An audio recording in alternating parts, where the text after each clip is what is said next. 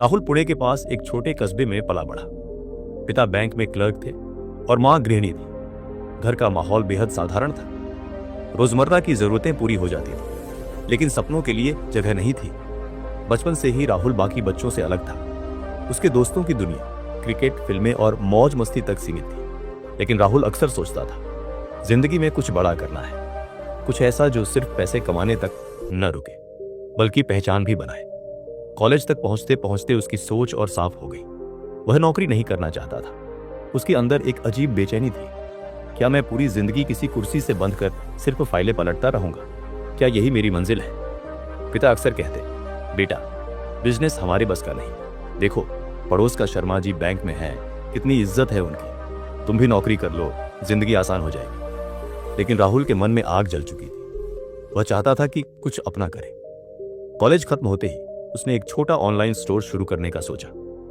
Idea था mobile cover और gift item बेचने का। उसके पास पूंजी नहीं थी, तो उसने एक दोस्त से 20,000 रुपए उधार लिए। रात रात भर जाकर वेबसाइट बनाई, सोशल मीडिया पेज बनाए और उसे लगा कि अब सब कुछ बदल जाएगा। लेकिन असलियत बहुत अलग थी। हफ्तों तक एक भी ऑर्डर नहीं आया। एड चलाए, पोस्ट किए, लेकिन नतीजा शून्य। घर वाले चिढ़कर कहते, सरकारी नौकरी छोड़कर ये खिलौनों का धंधा करेगा? इतनी पढ़ाई बेकार कर दी? राहुल रात में छत पर बैठकर सोचता, क्या मैंने गलती कर दी?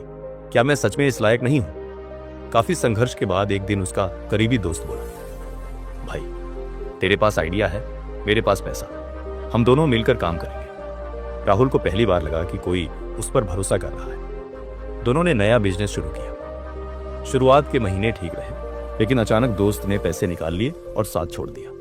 राहुल पर कर्ज चढ़ गया। मोहल्ले में लोग हंसने लगे। देखा, बड़ा बिजनेसमैन बनने चला था, अब कंगाल हो गया। उस रात राहुल मां से बोला, मां, मुझसे नहीं होगा। शायद पापा सही कहते थे, मैं नाकामयाब हूं। मां ने उसके सिर पर हाथ रखा और कहा, बेटा, गिरना बुरा नहीं होता, बुरा तब होता है जब इंसान उठना छोड़ दे। यही लाइन राहुल की जिंदगी का टर्निंग पॉइंट बन गई। राहुल ने कसम खाई, इस बार किसी पर निर्भर नहीं रहूंगा। वह सुबह अखबार बांटने लगा और शाम को बच्चों को ट्यूशन पढ़ाने लगा। महीने में मुश्किल से 4 से 5,000 रुपए आते, लेकिन उसने हर रुपया बचाना शुरू किया। 3 साल तक उसने अपनी हर इच्छा दबा दी। न नया मोबाइल, न नए कपड़े, न घूमना फिरना। उसके सारे दोस्त आगे बढ़ चुके थे, लेकिन राहुल चुपचाप मेहनत करता रहा। 3 साल बाद उसके पास 1.5 लाख रुपए इकट्ठा हुए। ये रकम छोटी थी, लेकिन उसके लिए उम्मीद का पहाड़ थी। राहुल ने देखा कि उसके कस्बे में अच्छे और सस्ते खाने की जगह नहीं थी। लोग 15 से 20 किलोमीटर दूर शहर जाकर खाना खाते थे। उसने एक छोटा ढाबा खोलने का फैसला किया। नाम रखा मिट्टी की खुशबू। ढाबे में सिर्फ 4 टेबल, 10 कुर्सियां और एक पुराना चूल्हा था, लेकिन राहुल ने साफ सफाई और क्वालिटी पर पूरा ध्यान दिया। पहले दिन सिर्फ 5 लोग आए, दूसरे दिन 10, लेकिन राहुल का व्यवहार हर किसी का दिल जीत लेता। वह खुद पानी परोसता, खुद खाना परोस कर कहता, भाई, खाना कैसा है? अगर दिक्कत हो तो बताना। धीरे धीरे ढाबा कस्बे की पहचान बन गया। मोहल्ले वाले अब भी हंसते थे, डिग्री लेकर ढाबा चलाता है, ये काम तो मजदूरों का है। लेकिन राहुल मुस्कुरा देता। वह जानता था कि उसका सपना बड़ा है। 2 साल में ढाबा इतना चल निकला कि कर्ज उतर गया और बचत होने लगी। लेकिन राहुल का सपना सिर्फ ढाबे तक सीमित नहीं था।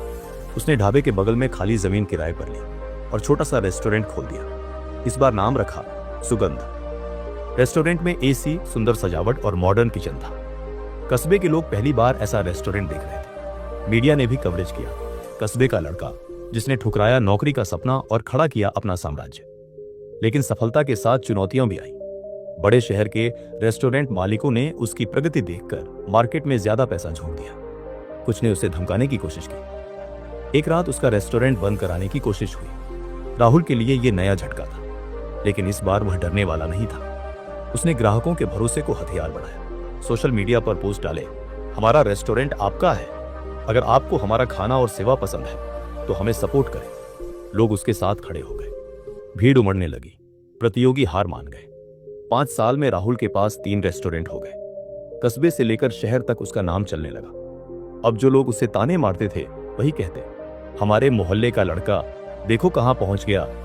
राहुल ने साबित कर दिया कि जिंदगी में गिरकर उठना ही असली जीत है। राहुल की कहानी यही कहती है, सपने सिर्फ बड़े शहरों में पैदा नहीं होते, छोटे कस्बों में भी पलते हैं। असफलता रास्ते का अंत नहीं, बल्कि नई शुरुआत का इशारा है। और सबसे जरूरी, जब तक इंसान हार नहीं मानता तब तक कोई उसे हरा नहीं सकता।